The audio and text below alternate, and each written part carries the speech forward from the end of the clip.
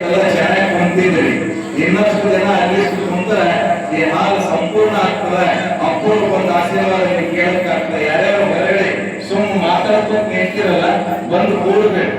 ಕೂರ್ಚರು 2-3 ತಾಸು ನಿಮ್ಮ ಊರಾಗ ಬಂದು ನಿಂತಾರಲ್ಲ, ನೀವೆಲ್ಲರೂ ಅಧ್ಯಾತ್ಮದ ಈ ಧರ್ಮ ಸಭೆಯಲ್ಲಿ ನಿಂದೆ ಇರಬೇಕು.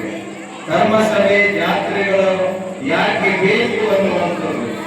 ನಮ್ಮ ಮಕ್ಕಳಿಗೆ ಇವತ್ತು ಮೊಬೈಲ್ ಕೊಟ್ಟು ಸಾಕು, ಯಾವ ಧರ್ಮ, ಯಾವ ಅಧ್ಯಾತ್ಮ, ಯಾವ ಗುಡಿ ಅಂತ ಕೇಳ್ತಾರೆ. ಅದೇ ಗೂಗಲ್ನೇ ಹೊಡಿರಿ, ಯಾವ ಗುಡಿ ಅನ್ನೋದು ಬರ್ತದೆ, ಯಾವ ಮಠ ಅನ್ನೋದು ಪ್ರಶ್ನೆ, ಅದಕ್ಕೆ ಉತ್ತರ ಸಿಕ್ತು. ಆದ್ರೆ ಅದು ನೋಡಲ್ಲ. ನಮಗೆ ಬೇಕಾಗಿದ್ದ ರೀಲ್ಸ್ ನೋಡ್ತಾರೆ, ತಾವೇ ಒಂದು ರೀಲ್ಸ್ ಮಾಡ್ತಾರೆ. ರೀಲ್ಸ್ ಮಾಡ್ಕೋತ ಮೊಬೈಲ್ ಹಿಡ್ಕೋತ ಮನೆಗೆ ಬಿದ್ದು ಹೊಡಿರಿ.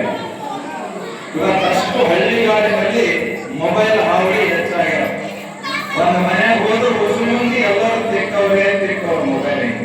ಹೆಂಗೆ ಇಂಥ ವಿಚಿತ್ರ ವೃಕ್ಷ ಬಂದದ. ಅದಕ್ಕೆ ಅಲ್ಲಂ ಪ್ರಭುಗಳು ಹೇಳುದು, 12ನೇ ಶತಮಾನದಲ್ಲಿ ಹೇಳುದು, ಯಾವುದೂ ಕಾರಣ